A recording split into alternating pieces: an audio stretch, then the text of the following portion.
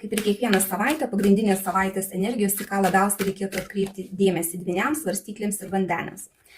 Bendras savaitės fonas, pagrindinė savaitės energija. Pagrindinė jūsų nuotaika, kas ateina į jūsų gyvenimą, darbai, jūsų veikla, finansai. Taip, santykiai tiems, kas porose pas jūsų laukia ateinančią savaitę, ką dėmesį atkreipti, tiems, kas vieniši, ar bus kažkokia tai nauja pažintis jums, kas laukia. Ką vertėtų paleisti ateinančią savaitę? Kas teiks džiaugsmą? Ko pasisaugoti? Na ir patarimas. Kaip tą savaitę kuo geriau praleisti?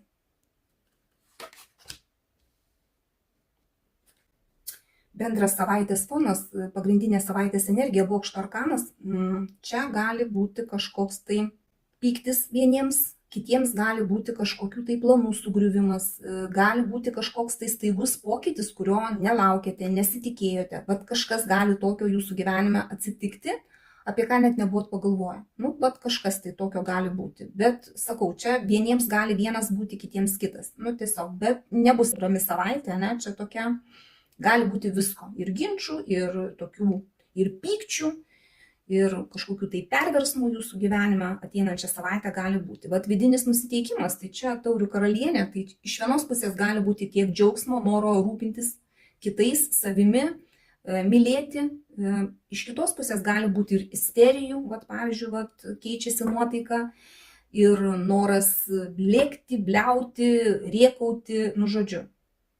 Taurių karalienė jinai visokia gali būti, bet čia emocijos. Būsit labai emocingi ateinančią savaitę. Kas ateina? Mėnulio arkanas, čia tokios baimės, nežinomumas, kažkokia nežinomybė, kur galite ne viską matyti, ne viską žinoti, bijoti. Galbūt sugrius kažkoks tai planas jūsų, ką buvot, pavyzdžiui, nusiteikę kažkam tai ir tada baimės kažkokios prasideda. Galbūt kažkas išlindo, kažkokia informacija, netikėtai irgi baimės atnešė. Čia reikia labai klausyti savo intuicijos. Dėl to, kad vidus labai dažnai daugiau pasako, negu mums atrodo. Ir ne viskas yra taip baisu, kaip mums atrodo. Mėnulio šviesoje sakau ne vieną kartą, kad nematom taip kaip dienos šviesoje. Todėl tai įsivertinkit ir klausykit savo vidaus. Jūsų veikla, jūsų darbai.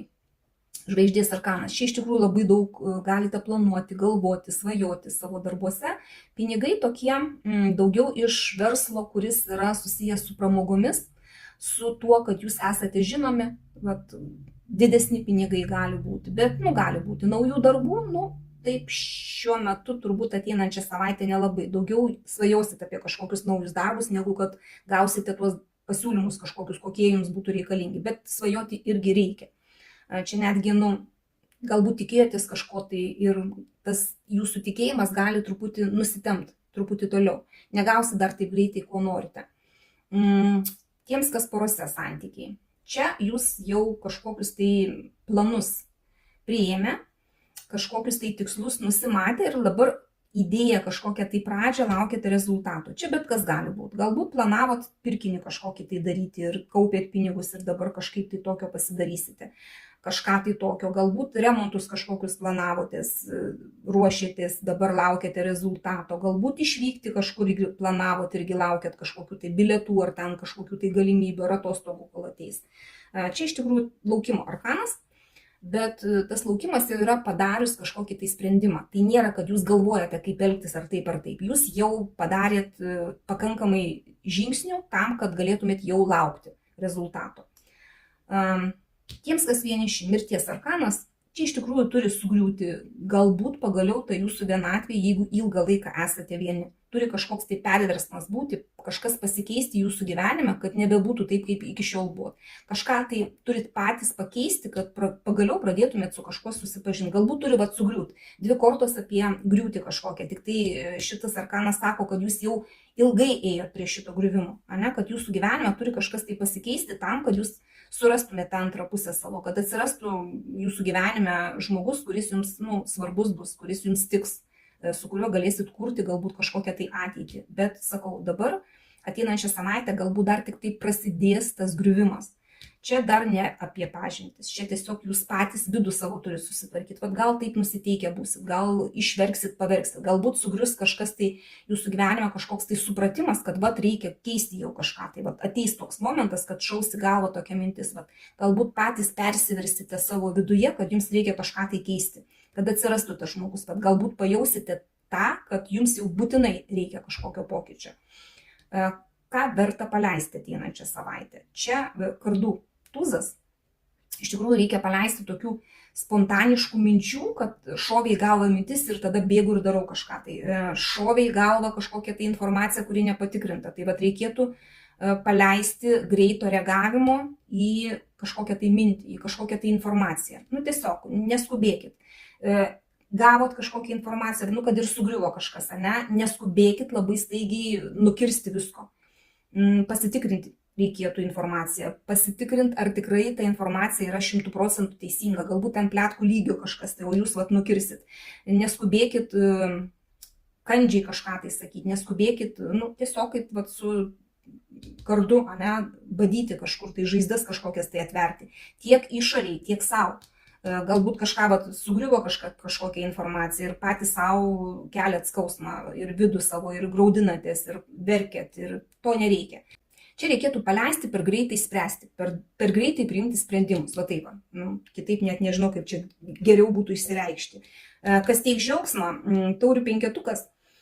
Dar vienos taurės, kurios iš tikrųjų liūdesio čia arkanas, bet jums teiks džiaugsmą, kad pagaliau sugebėsit išgyventi tą savo liūdesį ir pamatyti, kad, gyvenimas tęsiasi ir kad yra kažkokie tai kiti šansai galbūt pajudėti iš kažkokio tai taško, bet galbūt pyktis bus kažkoks, galbūt sugrius kažkokie tai jūsų planai. Paliūdėjot biškį, bet yra kitų planų, yra kitos galimybės. Tai va tai teiks jums džiaugsmą, kad ne viskas juoda, kas juodai atrodo. Ko pasisaugoti? Pasisaugoti stagnacijos tokios, užsisėdėjimo neveikime. Nors sakau, nereikia labai skubėti, bet nereikia nematyti pasiūlymų. Tiesiog, siūlo jums kažkas tai kažką, jūs numojat ranką arba tingit netgi pasvarstyti tuos pasiūlymus. Tai reikėtų, tiesiog pasisaugoti to per daug užsisėdėjimo, tingėjimo, nenoro pajudėti, to tokio, kad aš gyvenu savo tokį gyvenimą, man taip patogu, aš nenoriu nieko keisti, tai to reikėtų pasisaugoti. Čia iš tikrųjų reikėtų matyti pasiūlymus. Ir patarimas, kaip elgtis. Imperatorės arkanas. Iš tikrųjų reikėtų ateinančią savaitę labai stipriai pasirūpinti savo išvaizdą, savo kūnu, savo komfortu, galbūt nusipirkti kažkokį smagų daiktą savo, galbūt, nežinau, į kokį grožio saloną nueiti, susitvarkyti nagus, plaukus, nežinau, noriu sakyti nagus ragus, bet žodžiu, čia iš tos operos, tiesiog pasirūpinti savim, galbūt net į kažkokį užsirašyti sporto klubą, kas net nesportuoja iki šiol. Žodžiu, čia apie tai.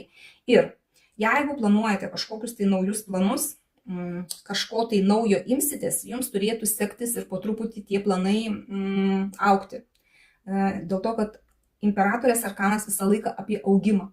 Kad ir ką jūs pradėsit, kad ir ką planuosit, ir darysit, tai turi tendencijos augti. Ne taip greitai, kaip jums norisi, bet vis tiek augs galiausiai. Tai va, šį kartą tiek, paimkite tik tai, kas rezonuoja. Ir primenu, tai yra bendras kortų skaitimas.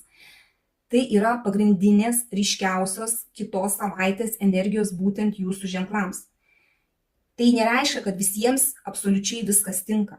Bet galbūt pagalvoti yra apie ką kiekvienam. Dėkoju už jūsų laiką, širdutes ir iki sekančio karto.